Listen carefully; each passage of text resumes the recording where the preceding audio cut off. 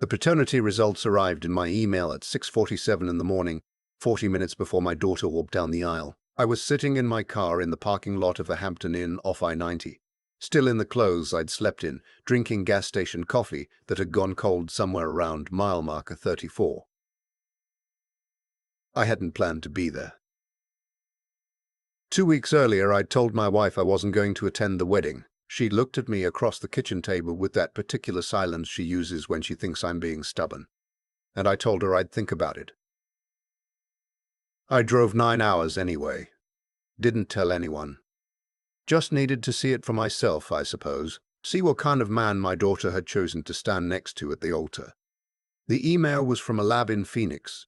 The subject line read, "Your results are ready." I didn't open it right away. I set the phone face down on the passenger seat and watched a sparrow land on the guardrail near the entrance. It sat there for a moment, tilted its head, and flew off. I picked the phone back up. Let me go back. Because none of this makes sense unless I do. My daughter. I'll call her my daughter because that's who she is. Who she has always been to me, regardless of what any piece of paper says. Married her husband on a Saturday in October in a vineyard outside of Spokane. He's 29. She's 27. They met at a company retreat 3 years ago, which is a sentence that means almost nothing but is supposed to explain everything. He works in logistics. She manages accounts for a software firm. They got engaged last spring, and I found out about the engagement the same way I found out about most things. By then, my wife told me at dinner, already several steps ahead of me in accepting it. I had never warmed to him.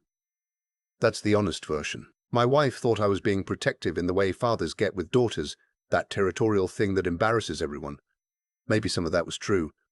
But there was something else, something I couldn't name until much later. He had this habit of finishing my daughter's sentences, not in the sweet way couples do, in a way that felt like replacement. 14 months before the wedding, my daughter came to us with news. She was pregnant. I want to be careful here because this is where it gets complicated, and where I know I'm going to sound like something I don't want to sound like. I was glad. When she told us, sitting on our couch with her hands folded in her lap, I was genuinely happy for her. For a moment, then she told us who the father was, and something in my chest went very quiet. It wasn't her boyfriend. It wasn't the man she was now engaged to. She didn't say it outright. She said they'd had a rough patch, that things with her boyfriend had been difficult for a few months, that she'd made a mistake. She used the word mistake 4 times in about 90 seconds. My wife reached across and held her hand. I sat in the chair by the window and looked at the oak tree in the front yard and said nothing. The man she'd been with during the rough patch was her boyfriend's older brother. I'm 63 years old.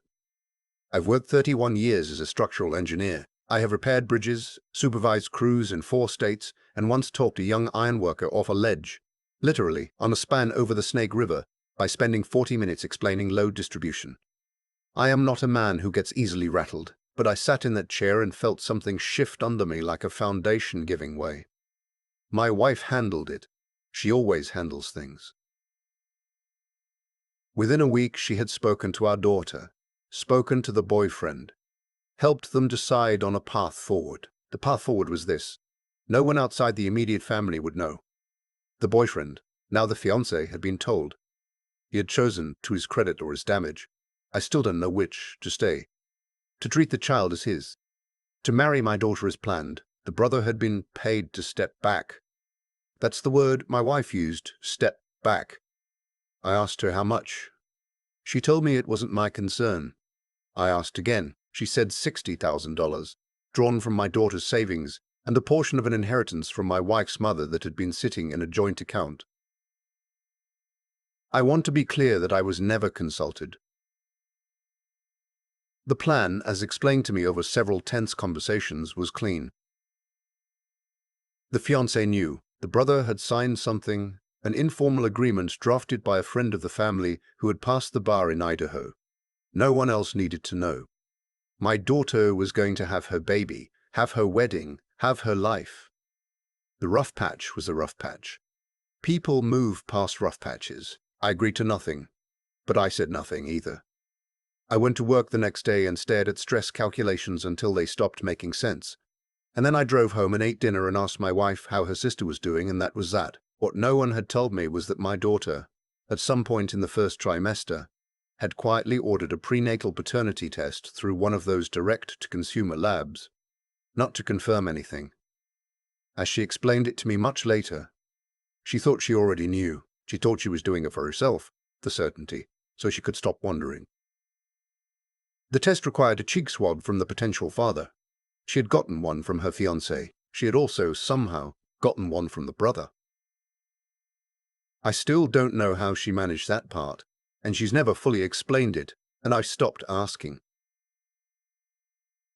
The results had been sitting in a digital queue for 3 weeks while the lab processed a backlog. They arrived the morning of the wedding. I opened the email in the Hampton Inn parking lot. The results indicated that her fiancé was not the biological father. The probability was listed at 99 to 98%. He was excluded. The results also indicated in a supplemental note she had apparently requested that the alternative sample, the brother, was consistent with biological paternity, had a probability that required no further interpretation. I sat in that parking lot for 22 minutes. I know because I watched the clock on my dashboard. I didn't call my wife. I didn't call my daughter. I watched a minivan pull in 3 spaces down and a woman get out and wrestle a stroller from the back, and I thought, she has a whole morning ahead of her, just a regular Saturday morning. I envied her completely. Here's what I had to untangle, sitting there with cold coffee and a phone in my hand. My daughter already knew this. She had ordered the test. She had provided both samples. She had to have known the results were coming, which meant either she hadn't expected them to arrive today, the timing was genuinely an accident of lab processing, or she had known and had decided to proceed anyway. I didn't know which version was true. I'm still not entirely sure. The fiancé knew his results, that he was not the father, because he had provided his sample willingly. He knew when he agreed to stay and marry her. He had made that choice with full information. The brother knew he was the biological father because the $60,000 and the informal agreement made that clear implicitly, even if no one had gotten a certified lab result in front of him. So in some sense, I was the last to know something everyone else had already accounted for. I had spent 14 months being managed. I drove to the vineyard. I did not go inside. I parked on the gravel road that runs along the east side of the property between 2 rows of dormant vines. The ceremony was outdoors on the south lawn, and I could hear, faintly, music, something acoustic on guitar. I've never been able to identify music the way my wife can. She would have known what it was immediately. I tried to think about what a reasonable man does in this situation. A reasonable man, having signed nothing, having agreed to nothing, having been kept deliberately outside the circle of decision-making, probably has no obligation here. The fiancé made his choice. My daughter made her choices. My daughter made her choices, plural, layered, some before I knew anything, some after. The brother made his. My wife made decisions with my family's money without me. Everyone had played their roles without insulting me, and the production had gone on regardless. My phone rang. It was my wife. I didn't answer. She called again. I didn't answer. She called again. I didn't answer. She sent a text that said, "Where are you? The ceremony is starting." I typed back, "I know. I'm here. I just need a minute." She replied, "Here? Where?" I put the phone in my coat pocket. The music stopped. I heard distantly a voice begin to speak, an officiant's cadence, that particular unhurried rhythm. I couldn't make out the words. I didn't need to. I thought about my daughter when she was 11 years old, the summer she decided she was going to build a birdhouse from scratch without instructions. She spent 4 days on it. The roof was uneven. The entry hole was too large for most birds. She painted it yellow with red trim and hung it in the oak tree out front. And the following spring, a pair of house wrens nested in it. Probably because the oversized opening made it easy. She came and got me at 6 in the morning to show me the wrens. She made me stand under that tree for 40 minutes watching them fly in and out with nesting material. I got out of the car. I walked to the back of the south lawn, past the caterers setting up under a white tent, past a table with escort cards that no one was monitoring. I stood at the edge of the gathering, behind the last row of chairs. My wife spotted me from her seat in the third row, the look on her face. Relief, then warning, both at once. I nodded at her. I stayed where I was. My daughter was standing at the altar. She looked the way daughters look at their weddings, which I don't have better words for. Her dress was simple. She had her hair up. She was holding white flowers I don't know the name of. Her fiancé was looking at her with an expression I'm going to describe as deliberate. Not cold, not loveless. Deliberate. Like a man who has decided to do something difficult and is doing it anyway. I've worn that face. I recognized it. The ceremony was 24 minutes. I know because I was counting. Afterward, at the reception, my daughter found me near the bar. She wrapped her arms around me and didn't say anything. I held on longer than I normally would. She pulled back and looked at me. "You came," she said. "I did. You didn't tell me you were coming?" "No." She studied my face the way she used to do when she was a child, and trying to determine if I was actually angry or just quiet. I've always been better at quiet than at anger. "Dad," she said. "It's okay," I said, which was not exactly true, and we both knew it, but was also not a lie, because I was working on it, and I believe it will be eventually. She nodded. She went back to her husband. 2 days later, I drove home. My wife and I talked for most of a Sunday afternoon. The longest conversation we'd had about any single subject in probably 15 years of marriage. I told her that I understood the decision she'd made with the money, even if I wished she'd told me. She said she'd been protecting me. I said, protecting me from what? She said, from doing something irreversible. I thought about that for a while and decided she was probably right. I asked her what happens when the baby is old enough to understand things. She said, we deal with that when we get there. I said, what about the brother? She said, he's in Portland now. Started a new job, seems to be staying out of the picture. I said, what about when the child is old enough to be curious about medical history, about genetics, about the things that come up eventually, whether anyone plans for them or not? My wife looked at me. She said, that's my daughter's decision to make, not ours. I let that sit. The baby was born in February. A boy. 7 pounds, 4 ounces. He has my daughter's forehead and nothing yet of anyone else that I can identify with any certainty. I drove up to see them in the hospital, just my wife and me.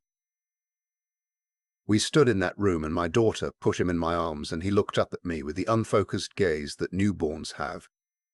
That expression of not yet knowing what world they've been placed into or what any of it means. I know that look. I've had it myself more times than I'd like to count. There's a version of this story where I carry the lab results around like a weapon, where I make my daughter's marriage my project, my grievance, my crusade. I've seen men do that, turn family pain into an agenda. I've watched it cost them everything and still not give them what they actually wanted, which was usually just to be seen, to be included, to matter to the people they loved. I'm not that version. I went back the following weekend and helped my son-in-law build a changing table. He's not handy. I'd been building things for 40 years. We spent most of a Saturday in their garage, and somewhere around hour 3, after we'd sorted out the drawer slides, he said, without looking up from what he was doing, I know you know.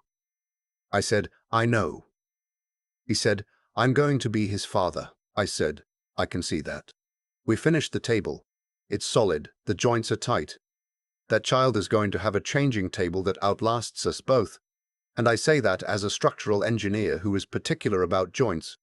I don't know what the future holds for my daughter's marriage. I don't know what happens in 10 years or 20, or what that boy will eventually need to know about himself. I don't know if my son-in-law's deliberateness will sustain itself or crack under the weight of things no one fully anticipated. I don't know what the brother does with himself out in Portland, whether he thinks about it, whether it will stay quiet. What I know is this. I drove 9 hours on the chance that showing up might matter more than being right. I stood in the back of a vineyard at my daughter's wedding and watched her become a wife and watched her husband choose her, fully aware of what choosing her meant. I deleted the email when I got home, not because it didn't matter, because I'd already decided what it meant and didn't need to keep reading it. My wife asked me later if I had any regrets about going. I told her none that I can't live with. She reached over and took my hand, which is a thing she doesn't do often, and we sat there in the kitchen with the October light coming through the window and didn't say anything else for a while. That was enough. I'd been building things my whole life. Bridges, mostly. Structures designed to hold weight under conditions no one fully anticipates. You calculate for the load you expect, and then you add a safety margin for the load you don't. After 31 years, that way of thinking gets into you. You stop seeing just a span in front of you and start seeing everything as a question of what it's actually meant to carry. I think about that when I think about what my son-in-law did. He was handed information that most men would have used as an exit. He knew before the wedding, before the vows, before any of it was legally binding. He could have walked. No one would have called him a coward. The circumstances gave him every reasonable excuse. Instead, he showed up. He stood at that altar with full knowledge of what he was choosing, and he chose it anyway.